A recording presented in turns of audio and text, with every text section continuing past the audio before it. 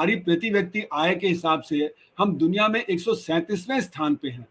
और जब जो हमारे बिलियनर की संख्या है उसके हिसाब से हम तीसरे स्थान पे हैं। पहले अमेरिका है, फिर चीन है, फिर भारत है।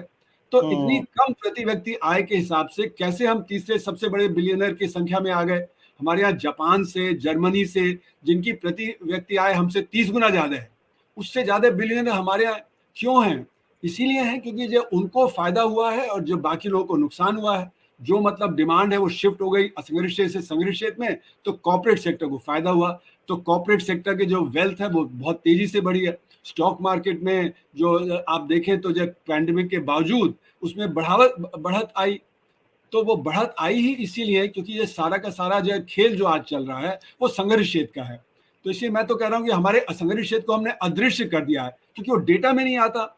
तो जब डेटा में नहीं आता और आप कहते हैं कि रेट ऑफ ग्रोथ तो बहुत अच्छा है, 7%, 8% है ग्रोथ रेट है, तो फिर कोई स्पेशल प्रोविजन करने की जरूरत ही नहीं है असंगठित क्षेत्र के लिए। तो इसलिए डेटा में अदृश्य हो गया है, तो पॉलिसी में भी अदृश्य हो गया है। तो पॉलिसी में भी हम उसके लिए कोई खास ऐसी चीज नहीं कर रहे हैं जिससे कि उसमें जो गिरावट आई है उसको हम ठीक कर दें। तो इसको मैं कहता हूँ कॉलोनाइजेशन। ये हमारे संगठित क्षेत्र ने असंगठित क्षेत्र को कॉलोनाइज कर लिया है, गुलाम बना लिया है असंगठित क्षेत्र को। क्योंकि जितनी असंगठित क्षेत्र में परेशानी रहेगी, जितनी वहां बेरोजगारी रहेगी, तो उनकी तनख्वाह नहीं बढ़ेगी। जब उनकी तनख्वाह नहीं बढ़ेगी तो संगठित क्षेत्र के जब वर्कर की भी तनख्वाह नहीं बढ़ेगी। तो जो बिजनेस है उसको सस्ता लेबर मिल जाता है और जो अपर मिडिल क्लास है उसको सस्ता लेबर मिल जाता है। हम जैसे लोग हैं, हमारे यहाँ फुल टाइम सर्वेंट होगा, जो ड्राइवर होगा वगैरह वगैरह, क्योंकि उनको हम तनख्वाह बहुत कम देते हैं। तो जितना हमारे यहाँ असंगठित क्षेत्र होगा उसको मैं कहता हूँ ये रिजर्व आर्मी ऑफ लेबर है। ये रिजर्व आर्मी ऑफ लेबर है जो डराता रहता है संघर्ष क्षेत्र को कि अगर आपने कुछ गड़बड़ी किया, आपने ज्यादा तनख्वाह मांगा तो आपको निकाल दिया जाएगा, तो आप जो असंगठित क्षेत्र में आ जाओगे।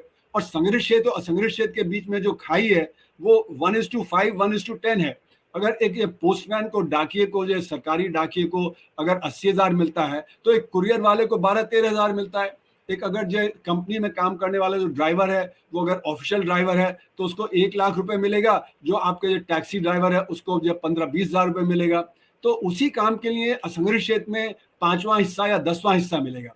तो इसलिए जो संघर्ष क्षेत्र वाला है वो कमजोर पड़ जाता है और जो बिजनेसमैन है उसको फायदा होता है कि उसको जो है सस्ता लेबर मिल रहा है, उसका प्रॉफिट बढ़ जाता है, अपर मिडिल क्लास को फायदा होता है। इसीलिए हम लोग बेरोजगारी खत्म नहीं करना चाह रहे अपने देश में। बेरोजगारी बनी रहती है तो उससे बिजनेस को फायदा होता है। तो ये एक सोची समझी एक मुझे लगता है नीति है। ये कहा जाता है कि पहले उससे बेरोजगारी बढ़ी रहती है तो बिजनेस वालों को, बड़े लोगों को सस्ता लेबर मिलता है। जी हाँ, जी हाँ। और इसीलिए जो हमारी जो नीति निर्धारक हैं वो रिप्रेजेंटेटिव हैं बड़े बड़े बिजनेसेस के। वो बड़े बिजनेस के हित में काम करते हैं, वो जो अपर मिडिल क्लास के हित में काम करते हैं। तो इसलिए हमारी जो नीतियां हैं वो एंटी रूरल हैं, मतलब जो गांव के विरुद्ध हैं और शहरीकरण के खिलाफ है। हम कहते हैं शहरीकरण करना है, जबकि शहरीकरण बहुत महंगा होता है। अगर आपको एक स्कूल खोलना है दिल्ली जैसे शहर में तो 15-20 करोड़ का इन्वेस्टमेंट चाहिए, क्योंकि यहाँ पे जमीन महंगी है, यहाँ पे सारी चीजें महंगी हैं। अगर गांव में खोलना है तो 50 लाख में खुल जाएगा। तो जितने में आपका एक स्कूल शहर में खुलेगा उसमें तो 20 जो स्कूल गांव में खुल जाएंगे। उसी तरह शहर में बड़ी बड़ी सड़कें, फ्लाईओवर, मेट्रो, ये सब चाहिए तो लाखों करोड़ का इन्वेस्टमेंट जाता है। अगर वो आप गांव में करेंगे तो 1-1 करोड़ कई लाख गांव में दे सकते हैं। जितना दिल्ली में इन्वेस्टमेंट हुआ है पिछले 15-20 साल में, उतने में तो 15-20 लाख के गांव में आप जो इंफ्रास्ट्रक्चर क्रिएट कर सकते थे। तो इसलिए मेरा मानना है कि जो शहरीकरण है ये प्रो बिजनेस है, ये प्रो बिग बिजनेस है, ये एंटी जो रूरल एरिया और एंटी वर्कर है। तो इसलिए हमारी जो नीतियां हैं वो आज आप देखेंगे नीति निर्धारक असंगठित क्षेत्र की तरफ बिल्कुल ध्यान नहीं दे रहे। वो सिर्फ उसको एक गरीब बना के रख रहे हैं जिससे कि उसको एक लाभार्थी बना दें और लाभार्थी के तौर पे वो कुछ देते रहेंगे इलेक्शन के पहले जिससे उनका वोट मिल जाए। तो ये इसको मैं ट्विन स्ट्रैटेजी कहता हूँ। एक तरफ बड़े बड़े कंग्लोमरेट बना दीजिए, अडानी, अंबानी, उनको सब कुछ ऑफर कर दीजिए। अब जो कंग्लोमरेट आप बना रहे हैं वो साउथ कोरिया के चायबॉल के नक्शे पे बना रहे हैं। तो चायबॉल जो साउथ कोरिया के हैं, जैसे सैमसंग है, जो पहले डाइवो होता था तो बंद हो गया, एलजी है, ह्यूंडई है, इन्होंने टेक्नोलॉजी डेवलप की, ये टेक्नोलॉजी के आधार पे बड़े हुए। हमारे यहाँ जो जब बना रहे हैं वो उनको एसेट एक्वायर करने में है, जो प्रॉफिटेबल कंपनियां वो उनको थमा दे रहे हैं। तो जैसे कि जब हमारे अडानी हैं तो उन्होंने एयरपोर्ट ले लिया, उन्होंने पोर्ट ले लिया, उन्होंने एयरपोर्ट ले लिया, उनको पावर मिल गया, उनको जो तरह तरह के जब और मिल गए। तो एकदम वो मतलब कहाँ पे वो 600वें स्थान पे थे और दूसरे सबसे अमीर आदमी बन गए एक समय में। तो क्यों हुआ? क्योंकि उनको एक सारा ये जो एक्वायर करने का हो गया। उन्होंने कोई टेक्नोलॉजी डेवलप नहीं की, टाटा ने कोई टेक्नोलॉजी नहीं डेवलप की, बिरला ने कोई टेक्नोलॉजी डेवलप नहीं की, अंबानी ने कोई टेक्नोलॉजी डेवलप नहीं की।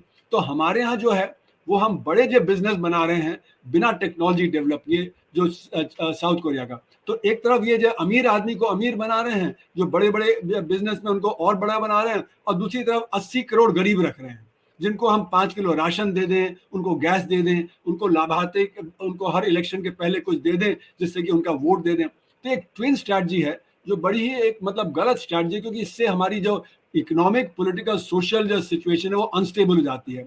अब आप देखिए जैसे जो बेरोजगारी है, बेरोजगारी कहाँ केंद्रित है? महिलाओं में और शिक्षित युवक के बीच में। तो ये जो शिक्षित युवक है वो 2 बार, 3 बार, 4 बार, 5 बार इम्तिहान ले रहा है। कोई पुलिस का इम्तिहान ले रहा है, कोई आर्मी का इम्तिहान ले रहा है, कोई बैंक का ले रहा है, कोई सिविल सर्विस का ले रहा है, और फिर उसको काम नहीं मिल रहा तो वो हताश और निराश है। उसके परिवार हताश और निराश है। वो कहते हैं जी आपको तो हमने जब मुखर्जी नगर भेज दिया, आपको तो कोटा भेज दिया, आपको तो प्रयागराज भेज दिया, आप तो निकम्मे हो, आप जो कुछ भी नहीं कर सकते हो। तो परिवार हताश है, वो व्यक्ति जो यूथ है वो हताश है। तो हताशा में क्या कर रहा है? वो हताशा में ड्रिंक्स और ड्रग्स में फंस जा रहा है। वो सारा टाइम दिन भर जब मोबाइल फोन कर रहा है, तो उसमें पैसा तो है नहीं, तो छीना झपटी हो रही है, तो वायलेंस घर में चली गई है, और चीरा जो मतलब चोरी चपाटी बढ़ रही है उससे। और जो पॉलिटिकल पार्टीज हैं उनका फायदा उठा रही हैं कि वो उनको जब सस्ते दाम पे अपना काम में लगा ले रही हैं। तो ये जो एक सोशल प्रॉब्लम हो रही है और एक पॉलिटिकल प्रॉब्लम इससे बढ़ रही है। तो बेरोजगारी की समस्या देश में सबसे ज्यादा है, उसी को सबसे पहले हमको डील करना चाहिए।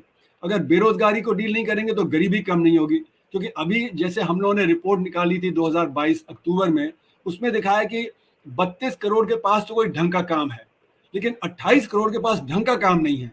उसमें 19 करोड़ ऐसे हैं जिन्होंने काम ढूंढना ही बंद कर दिया क्योंकि काम नहीं मिल रहा, और उसमें महिलाएं और ये शिक्षित नौजवान हैं।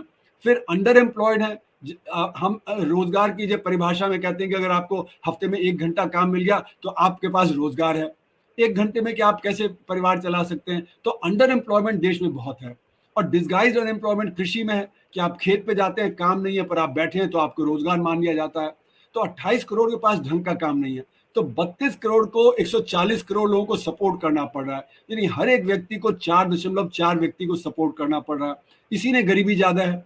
अगर ये 28 करोड़ के भी पास काम होता तो 60 करोड़ के पास काम होता, तो उसको 140 करोड़ को सपोर्ट करना होता, तो एक व्यक्ति को 2.3 व्यक्ति को सपोर्ट करना होता, परिवार की हालत सुधर जाती, गरीबी कम हो जाती। तो इसलिए रोजगार पैदा करना सबसे अहम आज काम है हमारे देश पर में। ये बदलेगा कैसे? नीतियों में हमको क्या फेर बदल करना चाहिए? नीतियों में क्या गड़बड़ी है, या हम क्या बेईमानी है नीतियों में जिसकी वजह से हो रहा है, और क्या चेंज करने की जरूरत है? जी हाँ, तो ऐसा है कि देखिए ये कहा जा रहा है कि पहले तो अर्थव्यवस्था को बड़ा कर दें, हम गरीबी बांट रहे हैं, है ना? जो कहा जा रहा है सोशलिज्म में तो गरीबी बांट रहे हैं कि हम जो रीडिस्ट्रीब्यूट कर रहे हैं, ये बिल्कुल गलत धारणा है। क्योंकि अभी तो जो नीतियां हैं उसके चलते हुए बेरोजगारी भी चल रही है और गैर बराबरी, असमानता वो भी बढ़ती चली जा रही है। तो ऐसा नहीं हो रहा कि जब आपकी पाई बढ़ रही है और उसको आप जब अच्छे से आप डिवाइड कर रहे हैं, ये बात नहीं है। तो इसलिए मेरा मानना है ये नेचुरल नहीं है, ये सिस्टम की देन है। सिस्टम जो होता है, इसीलिए अगर आप देखेंगे कि दुनिया के लेवल पे हमारे यहाँ जो असमानता है वो करीब करीब सबसे चरम सीमा पे है। और ये जो डेटा है क्रेडिट स्विस वगैरह का, उसमें तो काले धन की अर्थव्यवस्था को तो गिना ही नहीं जाता। काले धन की अर्थव्यवस्था को गिनने तो भारत की जो असमानता है वो सबसे ज्यादा है। तो ये जो सिस्टम से आ रहा है कि काले धन की अर्थव्यवस्था है। दूसरा सिस्टम से आ रहा है कि सरकार की नीति है वो संग्रहित क्षेत्र को बढ़ावा दे रही है, असंगठित क्षेत्र को जो घटा रही है। वो कह रही है हम डिजिटाइजेशन से कर देंगे, जीएसटी से कर देंगे, लेकिन जो हमारा असंगठित क्षेत्र है वो डिजिटाइजेशन से कोप नहीं कर सकता, वो जीएसटी से कोप नहीं कर सकता, वो खत्म हो सकता है पर उससे वो ऑर्गेनाइज नहीं होगा। तो इसलिए ये जो नीतियां हैं हमारी, जैसे कि अभी इस साल के बजट में 11.11 लाख करोड़ रुपए का कैपिटल एक्सपेंडिचर रखा है बजट में, वो सारा का सारा कहाँ जा रहा है? वो जा रहा है बड़े बड़े कैपिटल इंटेंसिव प्रोजेक्ट में, बड़े बड़े हाईवेज, बड़े बड़े जो रेल कॉरिडोर, फ्रेट कॉरिडोर वगैरह हैं। तो ये जो बड़े बड़े हाईवेज और फ्रेट कॉरिडोर और जब बड़ी इंडस्ट्री, आईटी इंडस्ट्री वगैरह है, इसमें कैपिटल इंटेंसिव है, इसमें लेबर की बहुत कम जरूरत होती है। पहले जब सड़क बनती होती थी तो उसमें सैकड़ों लोग काम करते दिखते थे, आज जहां सड़क बनती है, फ्लाईओवर बनता है, 5 लोग काम करते दिखते हैं, बड़े बड़े क्रेन्स, ट्रैक्टर्स और बुलडोजर्स के साथ। जो रेलवे फ्रेट कॉरिडोर है उसमें भी पहले हजारों लोग जो लाइन जब बिछाने पे लगे होते थे, अब वहां पे भी 10-20 लोग दिखते हैं। सारा कुछ मैकेनाइज्ड, ऑटोमेटेड हो गया है। उसी तरह बैंकों का काम देख लीजिए, पहले सारे काम करने के लिए बैंक के अंदर जाना होता था, आपको पैसा निकालना है, पासबुक भरवाना है, अब मशीन से कर लिया या अपने कंप्यूटर से कर लिया या मोबाइल फोन से कर लिया, तो बैंकों का काम 1000 गुना बढ़ गया और रोजगार जो आधा हो गया। तो सरकार की जो नीति है उसमें रूरल एम्प्लॉयमेंट को तो हम काट देते हैं, जो रूरल एम्प्लॉयमेंट गारंटी स्कीम है, और जो यहाँ पे जो कैपिटल इंटेंसिव है उनके लिए बढ़ा देते हैं, रूरल डेवलपमेंट को काट देते हैं, शिक्षा और स्वास्थ्य को काट देते हैं। तो जो नीतियां हैं वो जो रोजगार पैदा करने वाली स्कीम्स हैं वहां से हटा के उनमें डाल दिया जाता है जो बड़ी बड़ी इंडस्ट्री को फायदा पहुंचाए। तो रेलवे फ्रेट कॉरिडोर है या बड़े बड़े हाईवेज हैं, वो तो बड़ी बड़ी इंडस्ट्री को चाहिए। अगर आपकी लोकल इंडस्ट्री होती तो लोकल इंडस्ट्री में तो आपको जो है ये सब जो है इतना ट्रांसपोर्ट वगैरह की जरूरत नहीं थी। तो लोकल इंडस्ट्री, रूरल डेवलपमेंट को हम प्रमोट करते, उसकी जगह हम ये कर रहे हैं। दूसरी बात ये, जैसे मैंने कहा, शिक्षा और स्वास्थ्य। शिक्षा और स्वास्थ्य में भारी कमी है, भारी कमजोरी है। शिक्षा में कम से कम 6% जीडीपी का पब्लिक एजुकेशन में जाना चाहिए, 3% कम से कम पब्लिक हेल्थ में जाना चाहिए। और हमने देखा अभी पैंडेमिक के दौरान कि शिक्षा का हाल बुरा, स्वास्थ्य का हाल बुरा, तो हमें तो और ज्यादा खर्च करना चाहिए। तो वहां पे हम खर्च नहीं कर रहे हैं, तो उसमें रोजगार बहुत पैदा होता है, शिक्षा में और स्वास्थ्य में। तो उसमें अगर हम एम्फेसिस करेंगे तो उससे होगा। फिर तीसरी बात, कृषि। कृषि सबसे बड़ा हमारा एम्प्लॉयर है, 46% लोग आज भी कृषि में हैं।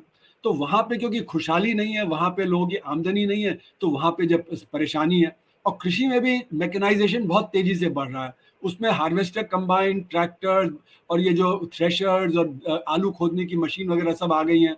तो वहां पे भी रोजगार पैदा नहीं हो रहा। लेकिन अगर वहां पे जब खुशहाली आएगी तो माइक्रो सेक्टर की डिमांड बढ़ेगी, तो माइक्रो सेक्टर में रोजगार होगा।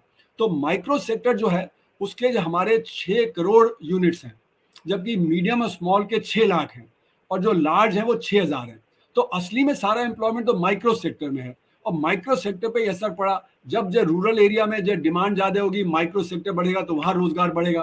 तो हमें माइक्रो सेक्टर को बढ़ाना चाहिए और कृषि में जो आमदनी बढ़ानी चाहिए।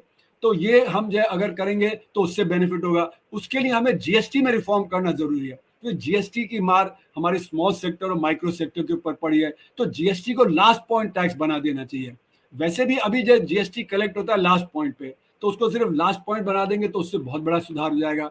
तो इसलिए जो नीतियां हैं, अगर वो सही नीतियां होंगी, हम माइक्रो सेक्टर को सपोर्ट करेंगे। माइक्रो सेक्टर की क्या जरूरत है? माइक्रो सेक्टर की जरूरत है क्रेडिट, और जो फाइनेंस मतलब, और जो टेक्नोलॉजी और मार्केटिंग, तो उनके कोऑपरेटिव बना देने चाहिए। जैसे कि फार्मर्स प्रोड्यूसर्स ऑर्गेनाइजेशन के कोऑपरेटिव बनाए जा रहे हैं, जिससे कि जो छोटे और जो मझौले किसान उनको फायदा हो, उसी तरह कर देना चाहिए। जैसे अगर भदोही है तो वहाँ पे कारपेट का बना दिया, अलीगढ़ है तो वहाँ पे ब्रास का बना दिया, मुरादाबाद है तो ब्रास का बना दिया, आपके जो ये जो खुर्जा है तो वहाँ पे आपने सिरामिक्स का बना दिया, है ना। अगर आपका जो ये इच्छल करंजी वगैरह है तो वहाँ पे टेक्सटाइल्स का बना दिया, है ना। तो आगरा है तो वहाँ पे या कानपुर है तो वहाँ पे लेदर गुड्स का जो आपने कॉपरेटिव बना दिए। तो कॉपरेटिव फॉर्म में उनको क्रेडिट मिल जाएगा, टेक्नोलॉजी वो डेवलप करेंगे और जब मार्केटिंग कर पाएंगे।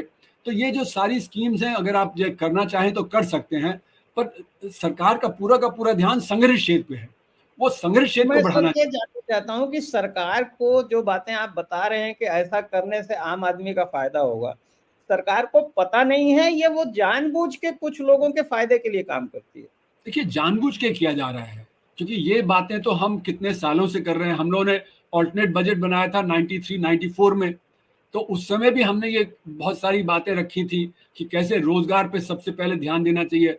हमारा जो गलती ये हुई है कि हमने इन्वेस्टमेंट पे ध्यान दिया है और जो एम्प्लॉयमेंट पे ध्यान नहीं दिया है।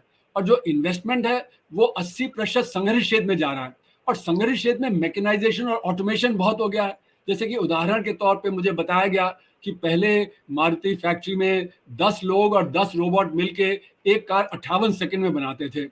अब क्या हो गया है कि वहां पे 20 रोबोट और 5 आदमी एक कार 36 सेकंड में बना देते हैं।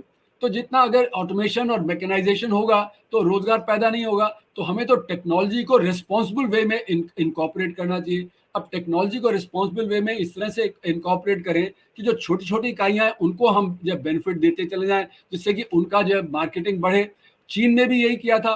1980s 1990s में जो छोटी छोटी इंडस्ट्री थी, गांव की इंडस्ट्री थी, उनको खूब बढ़ावा दिया और उसी से उनका जो इंडस्ट्रियलाइजेशन हुआ, उनका जो मैन्युफैक्चरिंग सेक्टर, तो दुनिया के मैन्युफैक्चरिंग हब बन गए।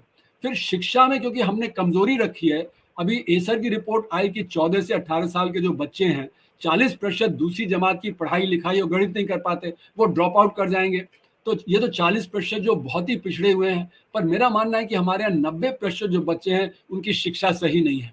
तो अगर शिक्षा सही नहीं होगी तो वो ज़्यादा रिसर्च नहीं कर पाएंगे, वो ज़्यादा डेवलप नहीं कर पाएंगे, वो एंटरप्रेन्योरशिप नहीं कर पाएंगे। तो उनके लिए नौकरी जो आपको पैदा करनी पड़ेगी। अगर शिक्षा और स्वास्थ्य में हम ज़्यादा खर्च करके लोगों को प्रोडक्टिव बनाएंगे तो अपने आप लोग कुछ ना कुछ काम जो करेंगे, कुछ काम ढूंढेंगे वगैरह। उसके साथ साथ जुड़ी है कि हमारे R&D पे एक्सपेंडिचर बहुत कम है। जैसे साउथ कोरिया है, वहां पे 5%, इजराइल है, चाइना में 3%, हमारे यहाँ 0.7% है। और चाइना की अर्थव्यवस्था हमसे 5 गुनी बड़ी है, यानी चाइना हमसे 20 गुना ज्यादा R&D में खर्च कर रहा है। इसीलिए हमारा जो चाइना से $101 बिलियन का डेफिसिट है, हम उसको दुश्मन देश मानते हैं। तो हाई टेक आइटम्स वहां से मंगा रहे हैं, API है, इलेक्ट्रॉनिक गुड्स हैं, ऑटोमोबाइल कंपोनेंट्स हैं, ये सारे वहां से आ रहे हैं। और छोटी छोटी चीजें भी, लटई है, पतंग है, मांझा है, दिवाली की लाइट है, गणेश की मूर्ति है, ये सब भी वहां से आ रहा है। मतलब छोटी से छोटी चीज और बड़ी से बड़ी। तो कैसे उन्होंने किया? उन्होंने स्केल इकोनॉमी किया, उन्होंने टेक्नोलॉजी डेवलप किया, और हम पिछड़ गए। और हम इतने पिछड़ गए कि हम RCEP को साइन करने गए थे 2019 में, और साइन नहीं किया हमने। लास्ट डे पे हमने साइन नहीं किया, क्योंकि हमने ये रियलाइज किया कि अगर हम RCEP ज्वाइन करेंगे तो चाइना डोमिनेट करेगा। अगर हम RCEP से बाहर हैं तो भी चाइना डोमिनेट कर रहा है, क्योंकि वो सारे देशों के साथ वो ट्रेड कर रहा है, उनको फायदा मिल रहा है, हमको नुकसान हो रहा है। उसी तरह फ्री ट्रेड एग्रीमेंट है, हमने फ्री ट्रेड एग्रीमेंट जितने साइन किए एशियान वगैरह के साथ, सब में हम पिट गए, क्योंकि हमारे पास टेक्नोलॉजी नहीं है। टेक्नोलॉजी के लिए आपको एजुकेशन चाहिए, आपको हायर एजुकेशन भी चाहिए और जो प्राइमरी एजुकेशन भी। अगर प्राइमरी एजुकेशन अच्छी नहीं होगी तो आपकी हायर एजुकेशन अच्छी नहीं होगी, हायर एजुकेशन अच्छी नहीं होगी तो आप टेक्नोलॉजी नहीं डेवलप कर पाएंगे। तो टेक्नोलॉजी में हम बहुत पिछड़े हुए हैं। तो इसलिए ये जो सारी चीजें हैं, ये सरकार को पता है, ऐसा नहीं कि, पर लेकिन सरकार क्या है कि वो जानबूझ के जो आज की नीतियां वो चला रही है, जिससे कि संघर्ष क्षेत्र जो उनके नीति निर्धारक हैं, बड़े बड़े बिजनेसमैन हैं, जो अपर मिडिल क्लास है, उनके हक में नीतियां क्रिएट की जा रही है।